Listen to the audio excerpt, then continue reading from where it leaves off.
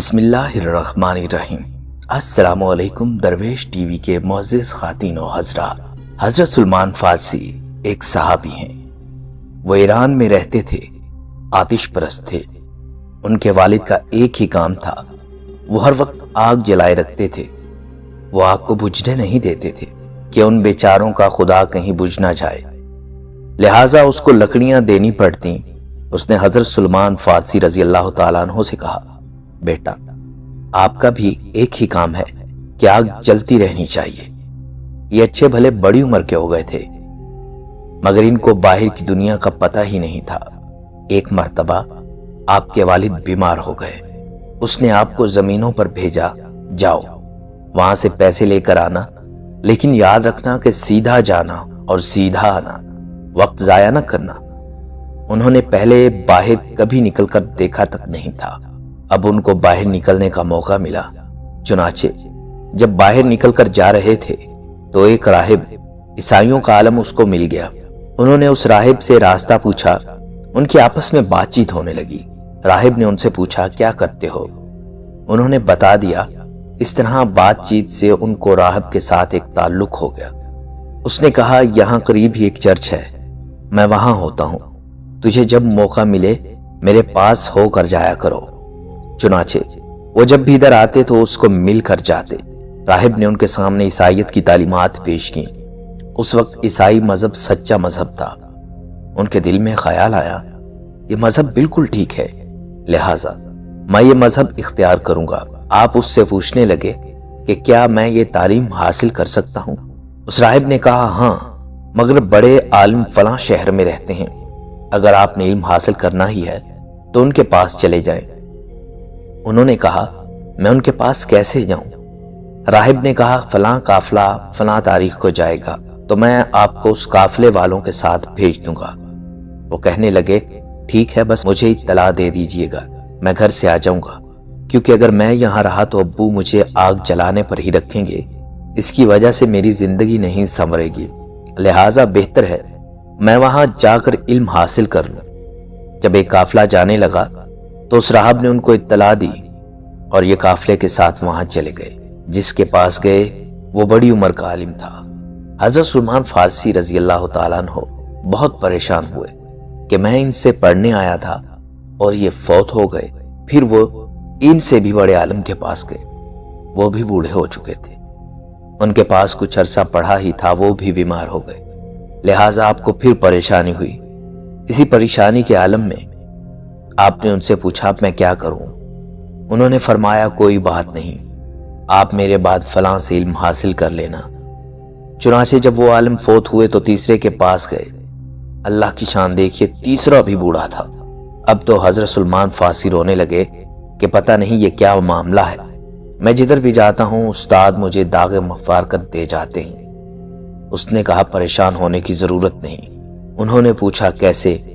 آپ کے استاد نے کہا، وقت آ گیا ہے جس میں نبی آخر الزمان نے تشریف لانا ہے، میں نشانیاں بتا دیتا ہوں، لہٰذا آپ کوشش کر کے اس علاقے میں چلے جائیں جہاں انہوں نے آنا ہے، وہاں جا کر ان سے تعلیم حاصل کرنا۔ یہ سن کر بہت خوش ہوئے۔ چنانچہ آپ کے استاد نے آپ کو نشانیاں بتائیں اور ایک قافلے والوں کے ساتھ مدینے کی طرف روانہ کر دیا۔ اس زمانے میں مدینہ کو یثرب کہا جاتا تھا۔ قافلے والوں نے درمیان میں بدعہدی کی کہ یہ بچہ ہے اور اس کا کوئی وارث نہیں۔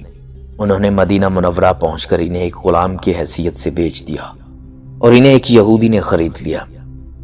آپ کا کوئی واقف نہ تھا، البتہ انہوں نے جب یہ علاقہ دیکھا اور نشانیوں کو دیکھا جو ان کے استاد نے بتائی تھی تو ان کو تسلی ہو گئی کہ یہ وہی علاقہ ہے جہاں نبی آخر الزمان تشریف لانا ہے۔ چنانچہ دل میں فیصلہ کر لیا، اب میں یہیں رہوں گا۔ اس یہودی کا کھجوروں کا ایک باغ تھا، وہ سارا دن اس باغ میں کام کرتے۔ ایک مرتبہ کھجور کے ایک درخت پر چڑھ کر کھجور اتار رہے تھے کہ اس یہودی کا ایک دوست اسے ملنے آیا اور وہ اس یہودی کے ساتھ مل کر باتیں کرنے لگا۔ باتوں ہی باتوں میں کہنے لگا کہ مکہ سے ایک آدمی یہاں آئے ہیں، وہ نبوت کا دعویٰ کر رہے ہیں۔ جب انہوں نے نبوت کے یہ الفاظ سنے تو انہوں نے شوق میں سے اوپر سے نیچے چھلانگ لگا دی، کیونکہ وہ پہلے ہی اس خبر کے منتظر تھے۔ ماشاءاللہ، بچوں کا کام ہی ایسا ہوتا ہے، آ کر اس یہودی سے پوچھنے لگے کہ جی وہ کون سے نبی تشریف لا رہے ہیں؟ یہودی نے جب یہ سنا تو اس نے انہیں زور سے ایک تھپڑ لگایا اور کہا جاؤ اپنا کام کرو۔ ان کو چھلانگ لگانے سے پاؤں میں تکلیف ہو رہی تھی، ساتھ ہی تھپڑ کی تکلیف بھی برداشت کرنا پڑی۔ پھر جا کر خاموشی سے کام کرنے لگے اور پھر اس سوچ میں پڑ گئے کہ اب میں کیا کروں۔ بالآخر ان کے دل میں یہ بات آئی، مجھے ہفتہ میں ایک دن چھٹی ہوتی ہے، میں اس دن جا کر بستی والوں سے پوچھوں گا کہ کون آئے ہیں۔ چنانچہ وہ چھٹی کے دن بستی میں پہنچے اور پوچھتے پوچھتے نبی کریم صلی اللہ علیہ وآلہ وسلم کی خدمت میں پہنچ گئے اور زیارت کر کے اپنی آنکھوں کو ٹھنڈک پہنچائی۔ ان کو استاد نے نبی آخر الزماں صلی اللہ علیہ وآلہ وسلم کی 2 نشانیاں بتائی ہوئی تھی۔ ایک نشانی وہ یہ کہ ہدیہ قبول کر لیں گے اور دوسری نشانی یہ کہ وہ صدقہ کا مال قبول نہیں فرمائیں گے۔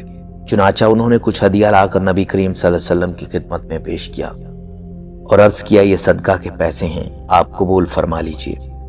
اللہ کے محبوب صلی اللہ علیہ وآلہ وسلم نے ارشاد فرمایا نہیں، ہم تو صدقہ نہیں لیتے۔ ایک نشانی پوری ہو گئی تھی۔ پھر کسی دوسرے موقع پہ عرض کیا جی ہدیہ قبول فرما لیجئے۔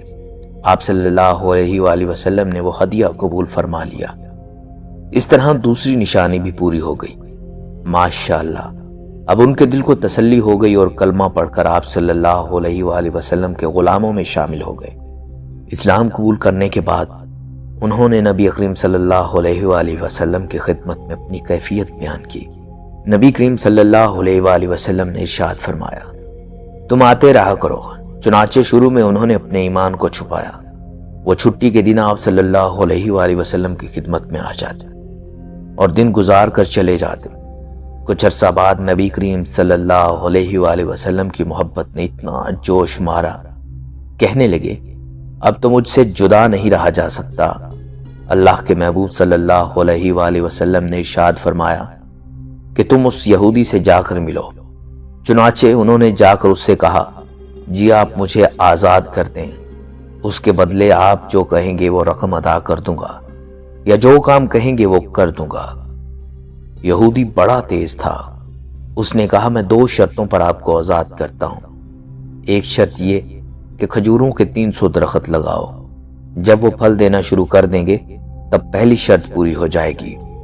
اس کا خیال تھا اگر آج درخت لگائیں گے تو پھل لگنے میں کئی سال لگ جائیں گے۔ اور دوسری شرط یہ، اس نے سونے کی ایک مخصوص تعداد بتائی جو کہ بہت زیادہ تھی۔ اس کا خیال تھا اتنے سونے میں تو 50 غلام آ جاتے ہیں، یہ کہاں سے اتنا دے سکے گا۔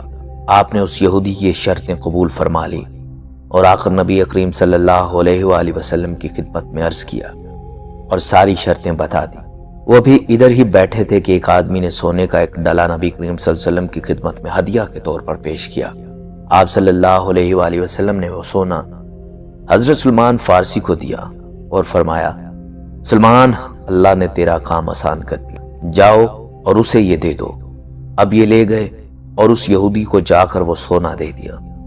سونے کا وہ ڈلا دیکھنے میں تو چھوٹا سا تھا، لیکن جب وزن کیا تو بالکل پورا نکلا۔ وہ بڑا حیران ہوا، اس نے سوچا شاید ترازو میں کوئی خرابی ہو۔ چنانچہ اس نے ترازو کو ٹھیک کیا اور پھر تولا، پھر وہ پورا نکلا۔ اس طرح اس نے کئی بار وزن کیا اور ہر بار وزن برابر نکلا۔ بالآخر حیران ہو کر کہنے لگا چلو ٹھیک ہے، اب کھجوروں کا باغ لگاؤ۔ حضرت سلمان فارسی رضی اللہ تعالیٰ عنہ نے پھر نبی کریم صلی اللہ علیہ وآلہ وسلم کی خدمت میں عرض کیا۔ آپ صلی اللہ علیہ وآلہ وسلم نے ارشاد فرمایا تم زمین تیار کرو اور ہمارا انتظار کرنا، ہم آ کر تمہارے ساتھ کھجوریں لگوائیں گے۔ اللہ کی شان دیکھیے کہ اللہ کے محبوب صلی اللہ علیہ وآلہ وسلم نے آ کر ان کے ساتھ کھجوریں لگوائیں اور ان کھجوروں نے اسی سال پھل اٹھایا۔ اللہ اکبر۔ جب دونوں شرطیں پوری ہو گئی تو اسے آزاد کرنا پڑا۔ آزاد ہو کر آپ نبی پاک صلی اللہ علیہ وسلم کی خدمت میں آ گئے اور عرض کیا اے اللہ کے نبی میں حاضر ہوں، اب میرے لیے کیا حکم ہے؟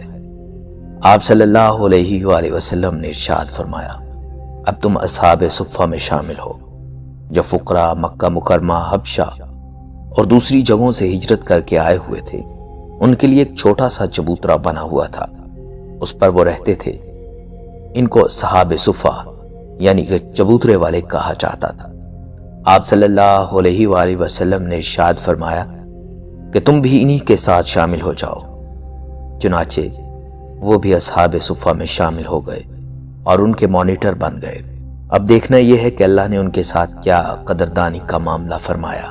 اپنا گھر کس لیے چھوڑا تھا؟